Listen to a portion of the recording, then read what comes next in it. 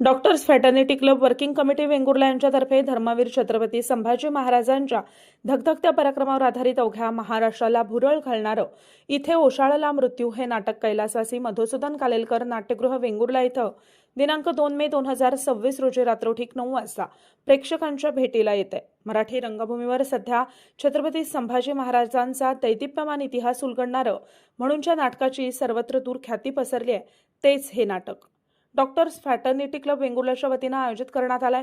महाराष्ट्राच्या मातीतला हा प्रेरणादायी इतिहास प्रत्येक व्यक्तीच्या आणि भावी पिढीच्या मनामध्ये रुजावा ही काळाची गरज ओळखून आणि या उदात्त हेतूने या प्रयोगाचे आयोजन करत आहोत, असं प्रतिपादन वेंगुर्ला मेडिकल असोसिएशनचे अध्यक्ष डॉक्टर राजेश्वर उबाळे यांनी केले।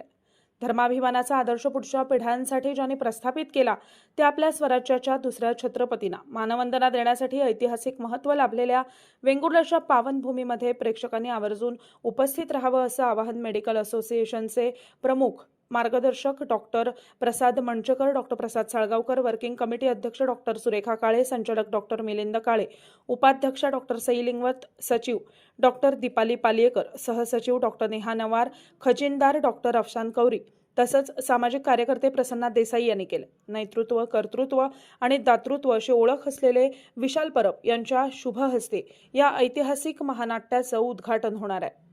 राजे, एका गोष्टीचं आम्हाला दुःख वाटतं, आपली ही शानदार मिरवणूक पाहायला आपले मरहूम पिताजी छत्रपती शिवाजी महाराजाच्या हयात असते तर स्वतः शहंशाह या घडीला आबासाहेब जिवंत असते तर त्याने याही पेक्षा शानदार मिरवणूक काढून रायगडावर नेलं असतं खुद्द आपल्याला। संभाजी सांभाळून बोला छत्रपती महाराज। ही जबान सांभाळून बोलायची आमची रीत नाही बादशाह सलामत। असद खान उद्या सूर्योदयापूर्वी आमचे जबान साठा शहंशाहला शायरीपेक्षाही छत्रपतींच्या शब्दाचाच भाई जास्त वाटत आहे। ये इंसान नहीं, ये शैतान है, शैतान। नहीं नहीं हजरत, ये तो आपकी किताबत है। आम्ही वयोवृद्ध बापाला कायदे ठेवला नाही की मक्केच्या यात्रेकरूचं सोंग सजवीत भावंडाला विश्वासघाताने ठार केलं नाही। एक धीरा बघ, तुझी मौत आली। औरंगजेब तू बेवकूफ आहेस। अरे मौत येणार ती येईल कुठून, ती तर सतत आमच्या शेजारी उभी आहे। आम्ही आपल्याला एक गंमत सांगणार आहोत। गंमत बाळराजांची ऐकावं तरी।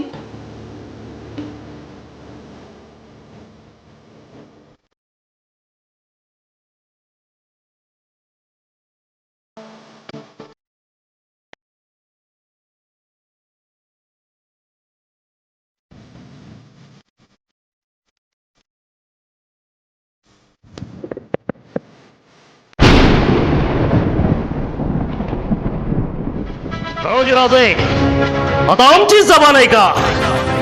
आजवर आम्ही तुम्हाला समजुतीने विनवून सांगितलं की वतनाचा लोभ तुम्ही धरू नये, निदान तुम्ही तरी त्यासाठी हट्ट करू नये। छत्रपतींची तशी आजवरची रीत नाही आणि यापुढे असला घातकी रिवाज आम्हाला रूढ करावायचा नाही। पण प्रत्येक वेळी आपण आमचा शब्द मगरूने फेटाळला तरी देखील आपल्या उद्दाम जबानीचा आम्ही राग धरला नाही, पण राजनिष्ठेचाच फेरविचार करावा अशी भाषा आपण काढली। देवा सामोपचार संपला। अरे 2 दिवसाचा मोगल, त्याचा भरोसा तुम्हाला जास्त वाटत असेल तर कुशाल काळोजी राजाप्रमाणे तुम्ही देखील मोगलांच्या गोटात जाऊ शकता। आम्हाला तुमची तमा नाही, तुमचा हिसाब तर काय, तुमच्या सगळ्यात समस्त मोगलांना तलफावाची हिंमत आमच्या